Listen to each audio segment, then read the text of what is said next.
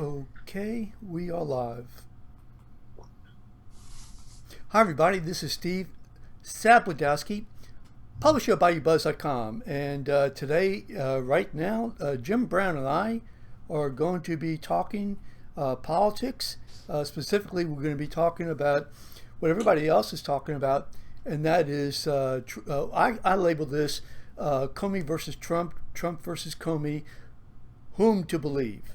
So there's a telephone number above me. It's in red, and feel free to call the number, and you can give us your thoughts. So, Jim, how you doing today? Doing fine, Steve. I was taken, as you were, and as many people were, by the testimony yesterday. Built up a good bit, so I'm looking forward to talking to you about it today. Absolutely, absolutely. So while I just spend a little time in the background taking care of Facebook and Twitter and YouTube, why don't you just give us an idea, about, I guess, your overview in terms of what's going on. Well, I watched a good bit of the, I don't want to call it debates, I guess. We talk so much about debates, but as you say, the heavyweight match, it was billed as almost a Watergate hearing that was going to mesmerize the nation. I thought it was interesting that WWL in New Orleans, where a lot of your viewers live, carried most of the day's activities live. And I didn't know it reached quite to that crescendo. They didn't do so throughout most of the rest of the state, but they did do it there, which meant they felt it was of high importance. And it certainly was very high importance, to where the investigation took back as to why former director Comey was fired, and what his statement was going to be, his first public statement once he was terminated by Donald Trump. I'm not sure the standoff rose to the occasion of the buildup. There was huge buildup for days. Oh, this is going to be just like Watergate. We're going to be just consumed by it.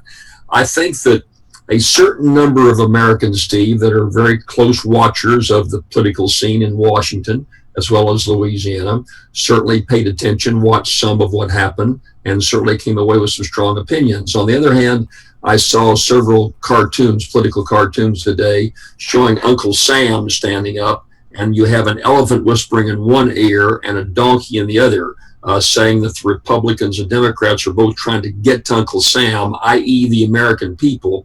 And Uncle Sam's kind of shrugging his shoulders and said, well, it was kind of a standoff, if you will. Trump was certainly damaged.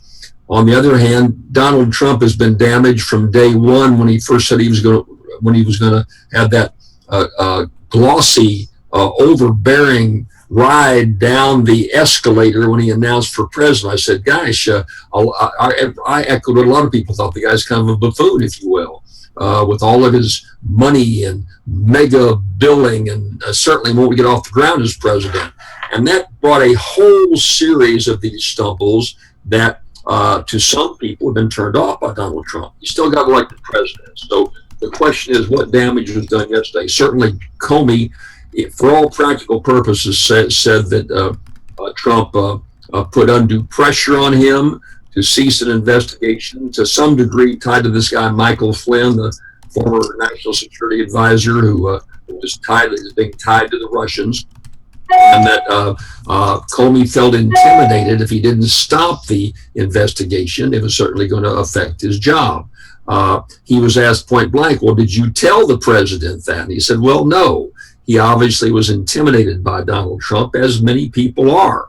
And so I think the consensus, the Monday morning quarterbacks who are a little bit more neutral on what happened, are saying, well, there was two or three occasions when you had these conversations when when Trump emanated, you should do this or do that.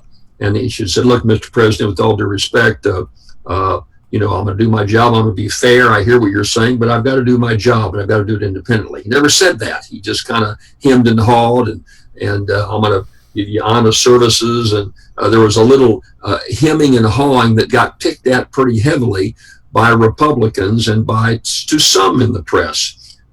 Trump was not a good day for Donald Trump, but I'm not sure it was a home run day for former Director Comey either. He was a guy who has stood up before, by the way, Steve. You recall back when John Ashcroft went to Brother Ashcroft was in the White House in bed, and at the direction of the White House, they were told to go get some signatures from Ashcroft. I don't remember all the details, but it was Director Comey who stood up and said, no, we can't do that. That is not the right thing to do. So he stood up before, but Trump either stared him down or he just didn't stand up. And that came off a little hazy for him, number one. I think the big damage to him, of course, was that he shared his concerns with an outside source, and he's being accused of leaking information. That's one of the big problems. The White House has asked for continuing investigations of a lot of leaks going on.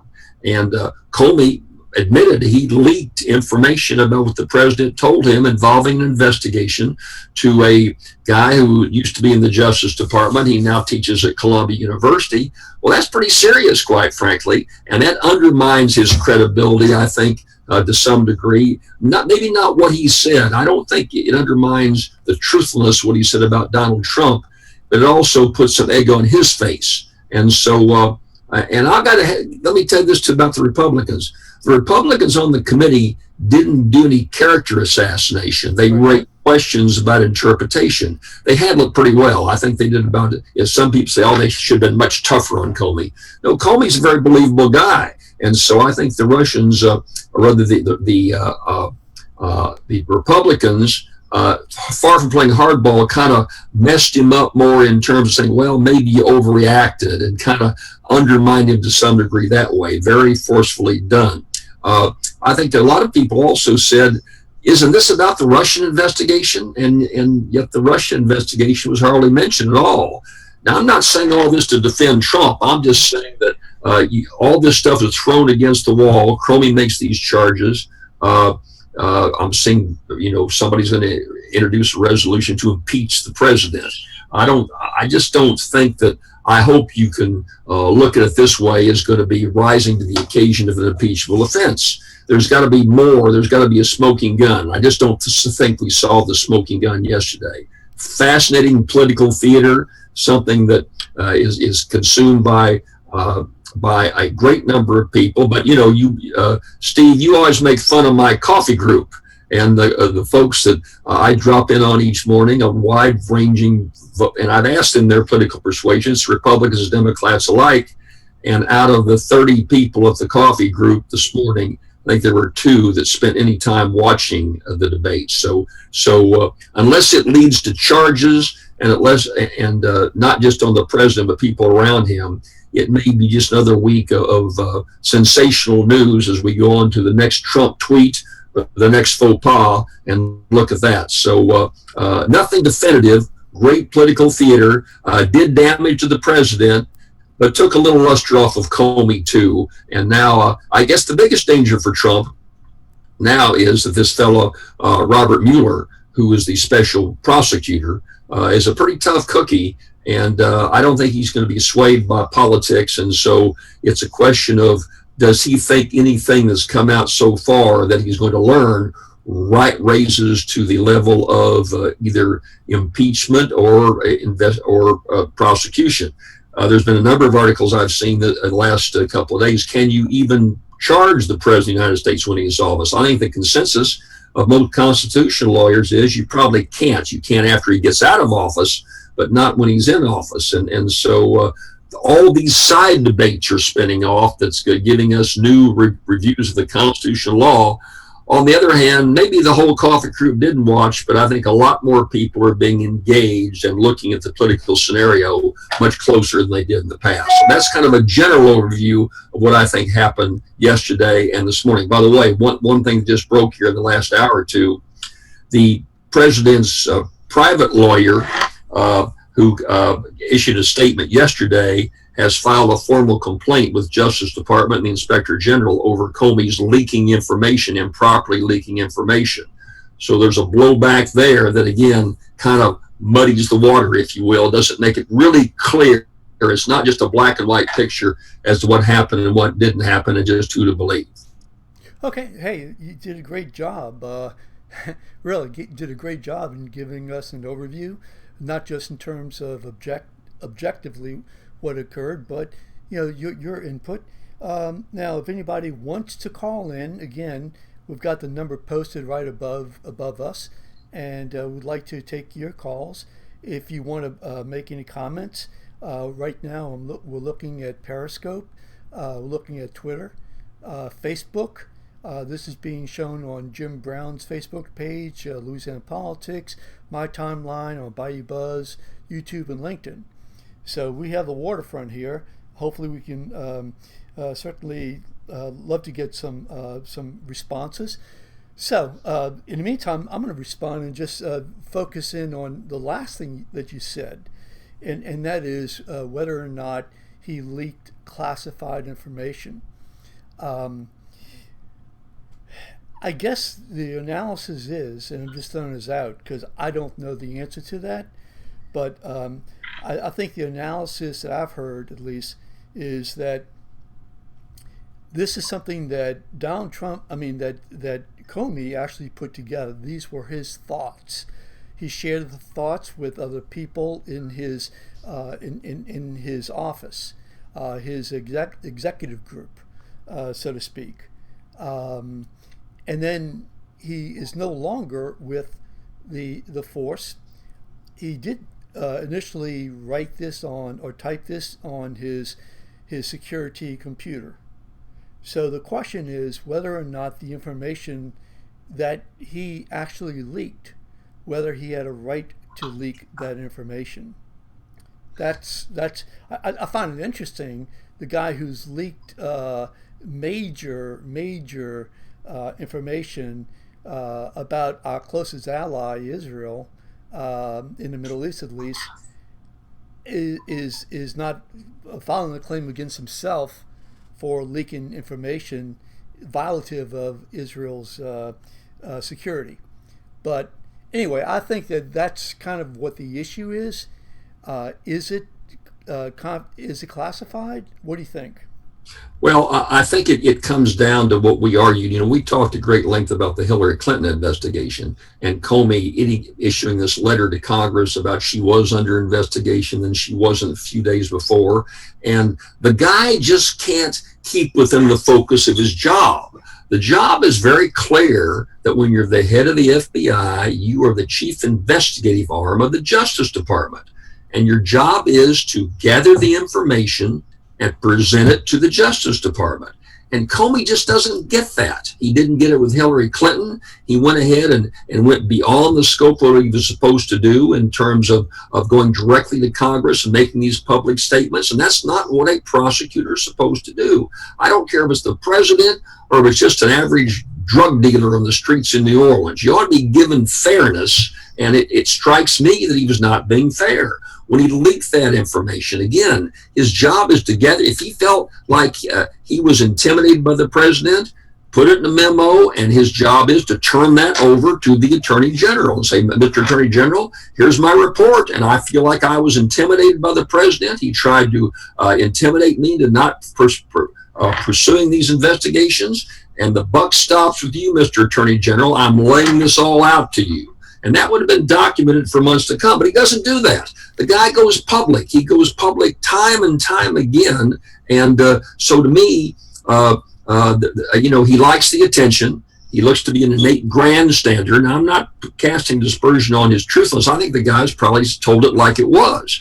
But he's got this thing in him that he's got to stay in the public eye and be the one to make the decisions and get this out in the public and get it in the press. And so I think the same thing happened with what you're referring to, Steve, with the memo that he goes and consults with and he leaks it. He wants this information leaked to the New York Times. Well, you can't have the Attorney General the FBI agent making decisions about things he can leak or things he can't leak. And that's just highly improper. It would be improper for an assistant prosecutor in the U.S. Attorney's Office in New Orleans, or you're broadcasting for, and it's the same standard that should be held by the head of the FBI. You recall down in New Orleans that in an investigation a couple of years ago, there were several assistant prosecutors, and the U.S. Attorney, Jim Linton, lost his job because of leaks that went on in that office down there, going to the Times-Picayune using false names, this kind of thing. They made public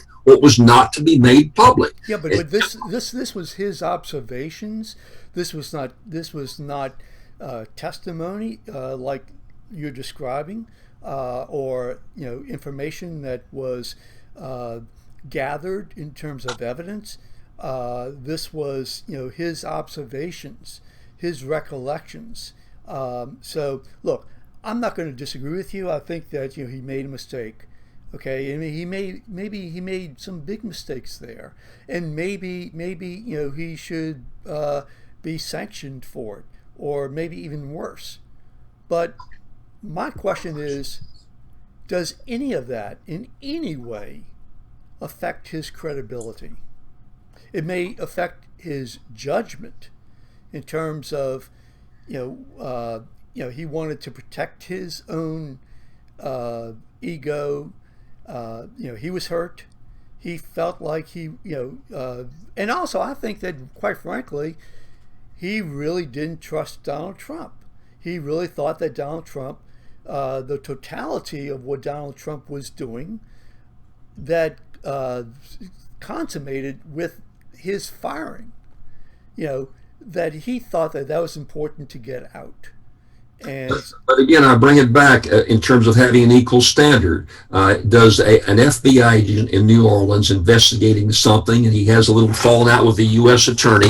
He says, well, I can't trust the U.S. attorney in New Orleans to get it out. So what I'm going to do, I'm going to leak it to the Times-Picayune. I'm going to leak it to Steve Stablodowski so it goes on Bayou Buzz. Yeah, but that's again, I'm going to concede that what he did was stupid. I think if he was going to do something, the way I would have done it was just to go and call a press conference and to provide information, my own observations in terms of what happened, after at least getting an opinion from an attorney as to whether or not that's legal to do. And that's the way I would do it. That way, be able to take questions and so on. So he probably did not do the right thing at all, and it wasn't the first time he didn't do the right thing. He's done, he's been under a lot of pressure. He's done a lot of things that are just, were mistakes. But how does that impact the credibility of his testimony? I think about everything you said was right on. I thought if you look at the feedback from Trump in his early morning Twitter and what his attorney said, they're not saying the guy was lying. Nobody's calling James Comey a liar. They're just saying he's grandstanding and he's putting his spin on events, all down to the fact of, well, I hope you can do this. Is that a direct order from the president? There's a lot of things open to interpretation. I think what Comey said was the truth.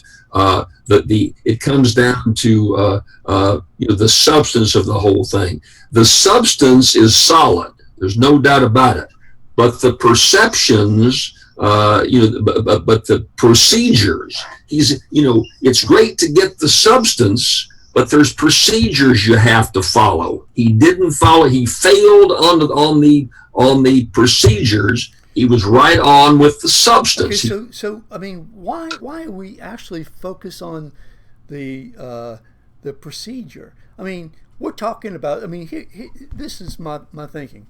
And again, if Comey did something that was unlawful, lock him up. Okay, for one thing, I think that he failed to do is I think that he should have investigated or taken the situation with Loretta Lynn and Bill Clinton, and maybe try to recommend a special counsel for that. I think that I was appalled when that happened, and I've remained really sort of disturbed about it. And then hearing what I heard yesterday, so I think that was another mistake that he made. I don't. He was no angel. He's not brave enough. He's first to admit that. But we're dealing with a situation where the President of the United States, might have engaged in obstruction of justice, obstruction of justice, might have engaged in participating in some type of activity involving Russians, that his office might have engaged in the participation, that is of major consequence. What Comey did, who's no longer with the FBI, look, let him fry. But the real issue here is the President of the United States. You didn't hear much about the Russian involvement yesterday. There was no, very little mention. You ever heard the word Russian? In fact, another joke, which I'm going to put on my website later on, is that you see Putin with no shirt on, and you've got all these Russian guards, doing the kind of low kick they do and drinking vodka, saying, "What a home run!" It was all Comey and Trump. Didn't even mention us in Russia. I thought the whole idea was us, and they didn't even mention us. So I think you're right. I think that should be the focus. But we've gotten so enmeshed down into this procedure as to how Comey handled it, but we've gotten away from the whole investigation of Flynn and what the Russian involvement and the election, and that's much more important, I think. So. Yeah, Comey is a private citizen right now. He can't damage us. He can testify. He can testify and lie. He can testify and tell the truth.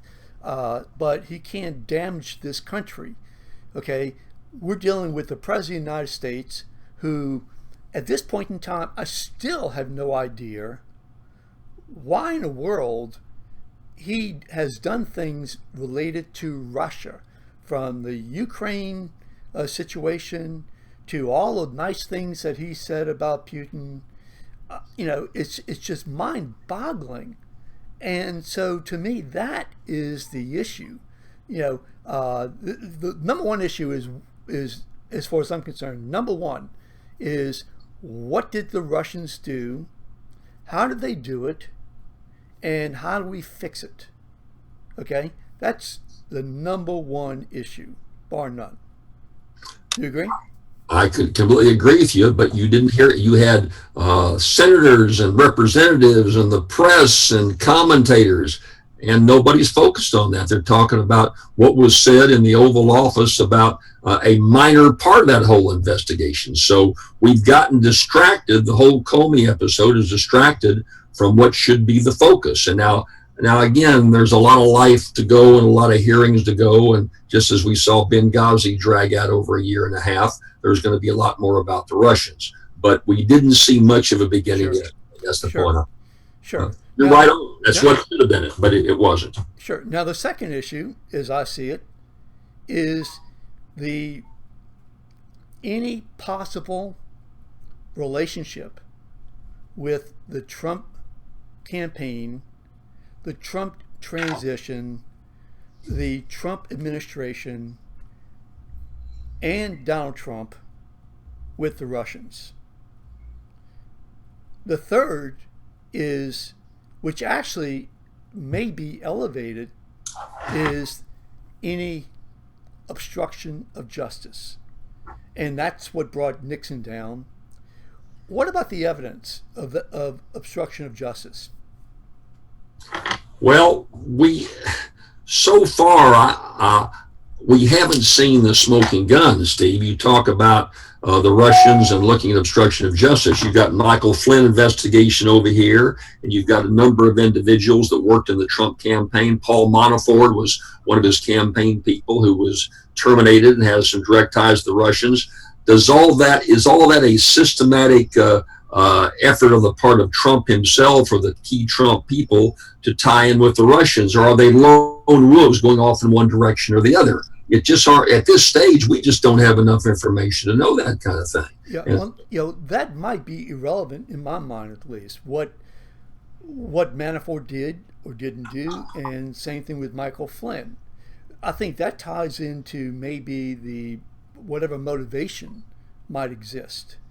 But to me at least, the question is, are there enough facts, that a reasonable person is going to at least believe that Trump probably committed obstruction of justice. Now, I know that's not the standard in a criminal case. The problem is that this is going in front of, if there's an action against Trump, it'll be an impeachment proceeding, as we understand. Is high crime and misdemeanor, do you need, the reasonable doubt standard, or do you need the probable cause standard? That's a question that, I don't know the answer to, but for my purpose right now, the question is whether or not there's at least probable cause to investigate further for obstruction of justice. And I think what we have so far is this. Let's assume the truth of Comey's testimony, which is something that we have to do in order to be satisfied that this is obstruction of justice. You have to assume the truth. You have to assume that, and I'm not saying that it's truthful, I'm just saying to make the argument, you have to assume that Donald Trump called him up, asked him to come and have dinner, and asked his staff to leave the room. Again, that gets into the consciousness of guilt. Okay? Why in the world he would allow an FBI guy alone with him and getting his staff out of the room? Well, we don't, but Steve, we don't have any real guidelines or a lot of history to some degree with Nixon. We don't have a lot of history as to when the president can cross the line. James Comey is an employee of the executive department and is there at the pleasure of the president. We know that because the president fired him. So is there advice or a wish or a hope, we got the word hope a good bit, that the president can express to the to the FBI director without crossing the line? We're not sure where the line is. Sure. Right. No, and I agree. But let's take one element at a time. Okay. His asking him out of the asking Sessions and the other two people out of the room, Priebus and the son-in-law, out of the room. Let's assume that happened. Okay. And so far, nobody's denied it. And you better believe, I think there'll be questions asked to Sessions and asked to the son-in-law, maybe even Priebus, whether or not they were in the room and whether or not they were asked to leave. You agree? I agree, but I'm wondering if you're talking about something involving an investigation. Do you want everybody and your brother there in the staff? I don't think it would be out of the norm to tell your son-in-law, I don't need you anymore. You guys going out. By the way, Director Comey, I want to share a little thought with you too. In other words, was it okay? You four leave the room because I want to have a private conversation with the. I don't think that's how it happens. He says they're all getting ready to leave. Comey, come on in. I recall when I was doing lots of investigations as insurance commissioner, there'd be 10 people in the office, and we'd be over and done and say, hey, Bill, you and John stay here a minute. I want to kind of follow up with you. And no secret or no way to impede anything. It's just we just don't know exactly how it transpired. So if Comey made a big mistake that everybody is harping on in terms of his releasing information that he might have had a right to release in the first place, I mean, we're not going to harp on the fact that Donald Trump is bringing in the head of the FBI, the intelligence committee that investigates, organization that investigates, and basically is willing to allow everybody to leave the room and basically tells them to leave the room, assuming the truth of. We don't know. Just don't have. I'm saying assuming the truth. Mm-hmm. Assuming the truth. Okay. If that's what happened, okay, then at least you have. If that's what happened, then I think you at least have the consciousness of guilt satisfied. I just don't agree with you. We don't know how it transpired. If he was talking about the FBI director dealing with such and such a thing, I don't think it's completely out of the norm. You don't want your chief of staff, your son-in-law, and everybody else in the room to talk about something like that. It's involved. The head of the FBI during a top investigation. I mean, my God, I mean, that has been the topic that everybody's been talking about now for months. Trump has brought up Russia, Russia, Russia, and he's going to have the head of the FBI at a table with him in a green room, and he's going to tell these people to leave his office, and we should just say, oh, well, nothing to that.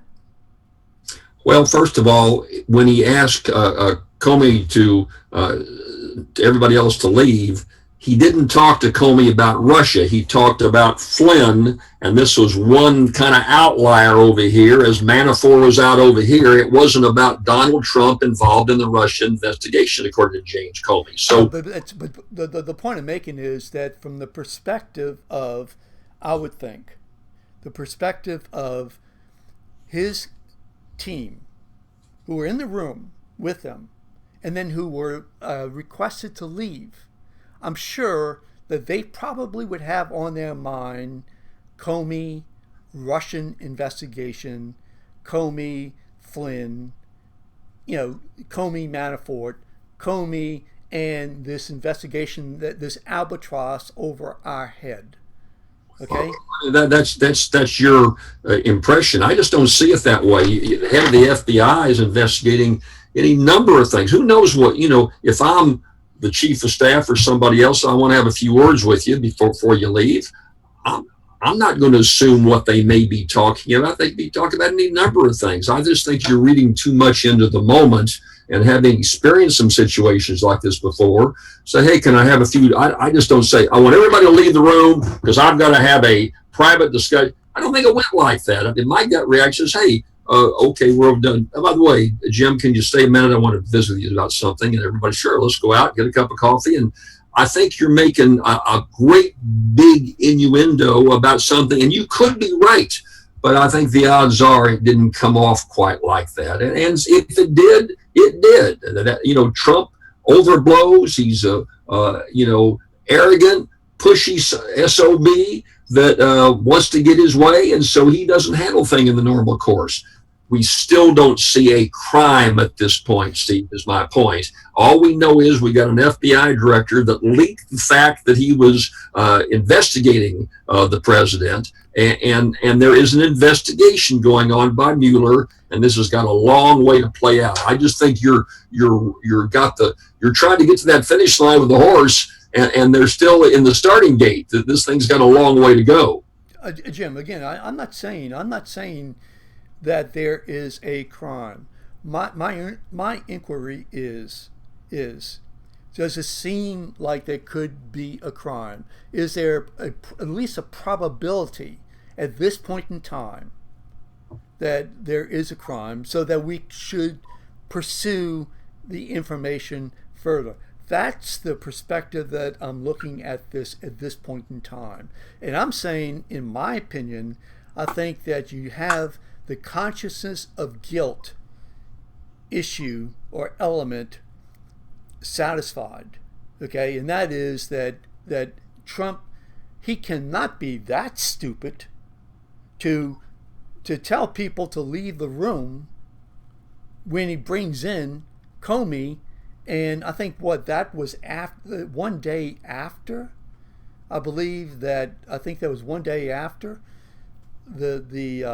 when the former Attorney General had presented information to the President's counsel. So, I think that there's something there in that element. So the next element is, I think, goes to the question of whether or not the statement that he made about loyalty, is that proper? Well, if I don't care what the situation is. If I had someone work for me, I'd want them to be loyal to me. I wouldn't want that. Being loyal and violating the law are not inconsistent or opposite poles. That he would say, I want an FBI director to be loyal. It could mean a number of things. Now, Comey interpreted supposedly to mean, I want you to do exactly what I say and impede an investigation. Trump I don't think saw it that way. And look, again, I'm not defending Trump, But number one, if you look at the most of the presidents we've had, they've either been lawyers or they've been ingrained in the political system for a long, long time. Trump's not been a politician, and he's not a lawyer. So, and he doesn't have some really, I'm not real impressed with the staff he's got around him. He's got some kind of goofy people around him. As a consequence, I don't think he's quite as astute as you're giving him credit for. I think that that's one of the problems. Wait. For 4 months, for 4 months or so, 5 months, maybe 7 months now, basically all I've heard is that this guy beat every other candidate. Okay, he is Mr. Superman because he did that. People can't have both ways. I mean, this guy has testified more times than most attorneys have gone to trial. I mean, this is no. Once he testified, I think, I don't know if, he's been in some lawsuits that his lawyers handled. They've settled out. I don't know when he's ever personally testified. Sure. Yeah, there's been quite a few times that this guy has testified. I guess my point is this. I heard what Ryan said, and basically saying, like, oh, well, the guy's not sophisticated. I mean, so why is he president? I mean, maybe the people ought to just say, look, you can't handle the job. Everything that you're doing, you're messing up. Okay, you're president of the United States.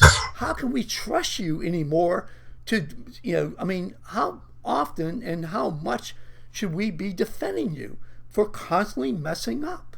Well, Steve, I think if we would roll back about a year and interview Steve Sabligossi and Jim Brown, go back, and you said virtually the word for word same thing when he groped the lady on the bus and all these crazy things the guy's done, and he's Teflon. So the same thing you're saying now, you've said a number of times on this very debate with me. And look, in most instances, I agree with you. But, if I could line up that coffee group back of me right now, they'd say, well, yawn, okay, we're here. You guys are kind of beating this thing to death. Let it play out. And you're lawyers. Yeah, you're a lawyer and a reporter. So sure. You have a very solid perspective of the here and the now that most of us, and I think I do too, but most of our viewers and most people in Washington don't have. So I guess the thing I would say is you could prove to be right. You haven't so far in terms of Trump being elected and all these other things, but this is a long marathon, and a year from now you might say, hey, remember back there in June when I said 1, 2, 3 and I was right on? And I'll say, you sure are right. But today in 2017, we're just not there yet. Okay, so we talked about the issue of loyalty, and so we're going to give Trump a pass that he can request the FBI head to be loyal. He can request that from Comey.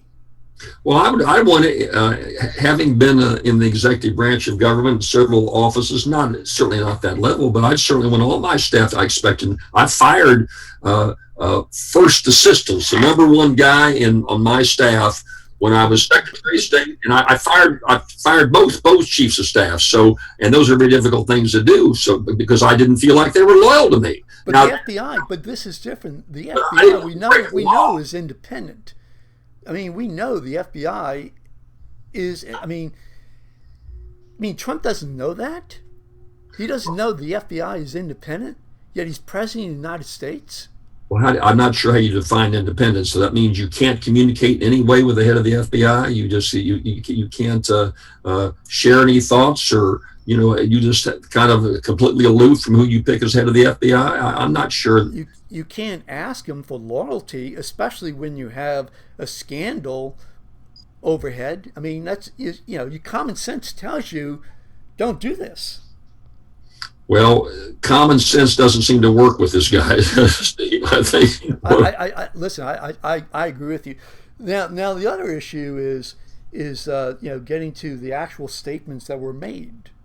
Okay, and again, we're assuming the truth of Comey's statements, and theoretically, and possibly everything Comey testified to was a lie. Okay? But I'm just saying to see whether or not we have the elements.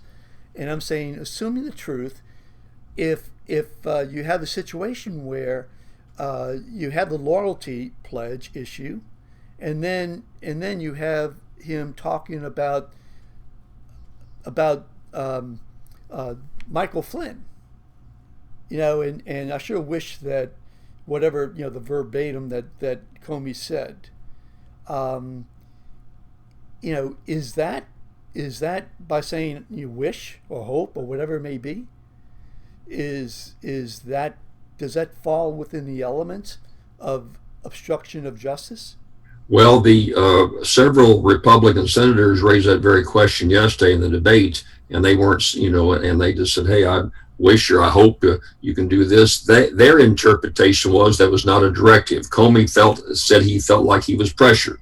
That's just open to debate. Are you going to impeach a president over something like that he said he hoped? This Republican Congress certainly is not going to do so, Steve. Steve Scalise, the number 3 guy in the House Representatives, who represents most of the people that are listening to us now, in the New Orleans congressman, dismissed that on WWL this morning. I heard his comments on WWL. He felt like that there's a lot of smoke and mirrors, but when you shake it all out, that Trump's style may not please you, but he didn't cross the line, and the hope is not an obstruction of justice. So that's the number 3 guy today. So the consensus of the Republican Congress is, unless there's some tapes that and Trump alluded to some tapes, now he's not commenting on it, unless you get some tapes that get a verbatim confrontation that Trump really crossed the line and in no uncertain terms told Comey to obstruct justice, I just don't think it's going anywhere. It'll be an issue that'll be continued to be turned over and over, but there's just not enough there to where you're going to take the next step like it was in the Nixon situation. So now again, I agree with you. I think that Comey was truthful, and a lot of the things he said needs further investigation. And this guy Mueller's a bulldog. He's not going to roll over and play dead, from what I can tell. Looks like I'm not sure why the Trump people, the prosecutor, the number 2 guy in the U.S. Attorney's Office, or was it Rosenberg? I think it's not Rosenberg. Rosenstein. He's the one that wrote the memo saying that Comey should go. I think he got a bad reaction to that, and I'm not sure why he picked Mueller, but if you ask the Trump insiders, I'm sure they're not pleased he picked Mueller. I think they felt like, number 1, the Attorney General, Sessions, should not have recused himself, and that Rosenstein should have done the investigation himself. So I don't think they're real pleased with what's going on over there right now. So sure. That could bode ill well for Trump in the weeks and months to come, quite frankly. So like I say, there's Mueller, if there's more there to it, but without the smoking gun of tapes, I just don't think enough happened yesterday where you're going to, it looks bad for Trump. It also looked bad for Comey. Like I say, the joke I'm going to put up my website shows Uncle Sam going like this, and he's got the Republican this year, the Democrat this year, saying how right they are, and he's kind of shrugging, well, it's kind of the standoff. So maybe the American people won't see it that way, but that's where I see it right now. Okay, so we have 2 comments here from your Facebook page. One is I'm going to say Neil Wood Meehan, and I thank you for your comment. Says, not the same thing, Mr. Brown, with all due respect, and has a big smile there. Okay, I'm not sure what is not the same thing. She'd elaborate a little bit more and tell us a little bit more. So, and he may be referring to a comparison with that I talked about, but all I'm saying is just too early to tell. Sure. I don't see the New York Times and the Washington Post calling for impeachment hearings. I think they're digging into the story, and the story's going to have a long, long life. This is not going to be decided today or tomorrow. Maybe Neil and others have made up their minds. I've got some real controversial people on my Facebook page, Steve. Yeah, well, Carolyn Gray says, is there any question the information was not classified? And so I'm told that this is not a leak. What say PGEE. I have no idea what that is. Yeah. But anyway, those are two comments. Again, we have a few more minutes if anybody wants to call in and voice their opinion, whether they agree with Jim, whether they agree with me. That doesn't make any difference. We don't have any say anyway. But I think I think we're raising some really good issues. I think that in my mind, I think there's definitely reason to go forward with obstruction of justice in terms of an investigation. Do you?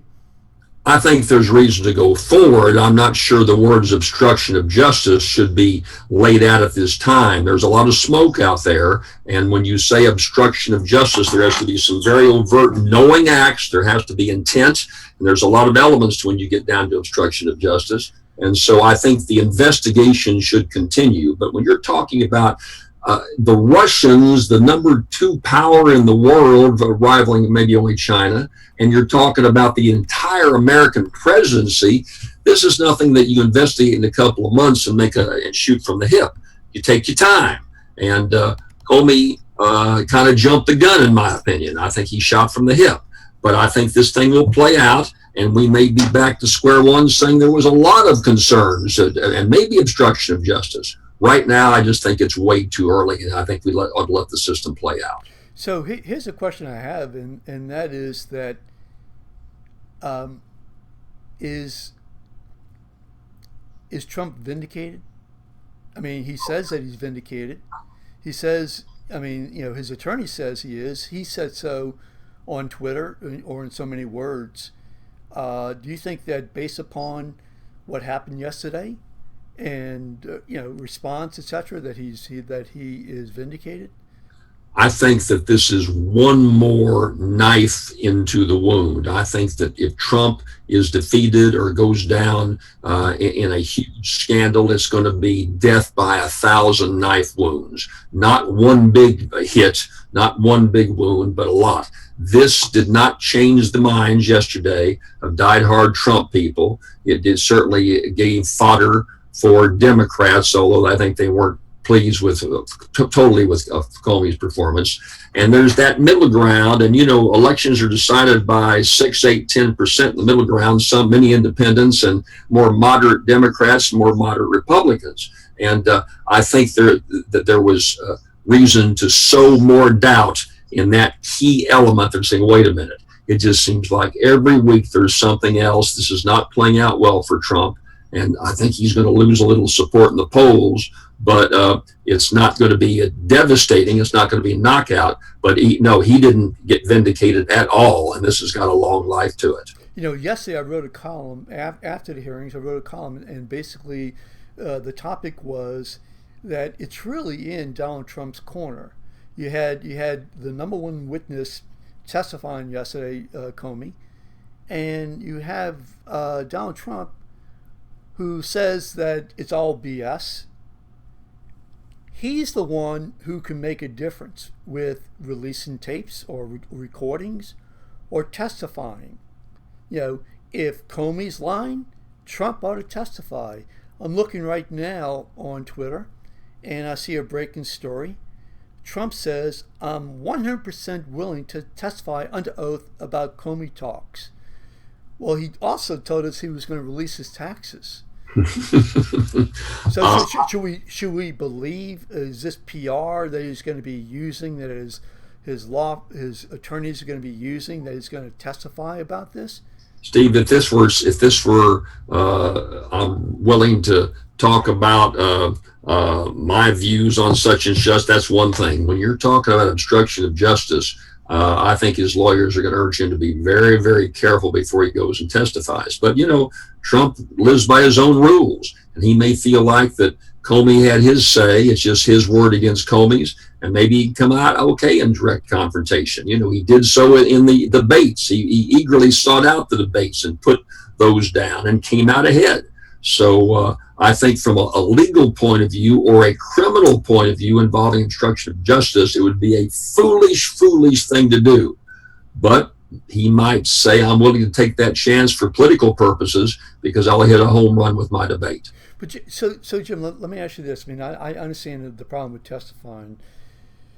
So, if you're president of the United States and your reputation has been scarred, and you're being told that you're a liar, and you're being told that you might have obstructed justice, even though Comey didn't say that, that's the implication. Other people are saying that. So, if Trump didn't do any of those things that Comey said that he did, then what does he have to lose? Well, when's the last time a president of the United States went before Congress and testified? Can you remember?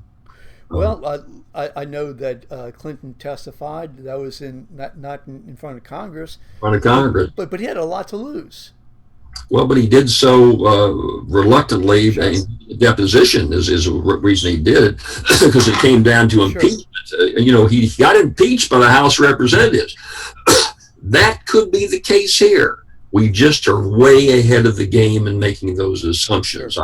sure. Absolutely. Well, I think it's going to be a lot of fun. I definitely think there's going to be. A lot of fun to watch it all. Well, it's very it's a great civics lesson, legal lesson, a lot of issues, constitutional issues.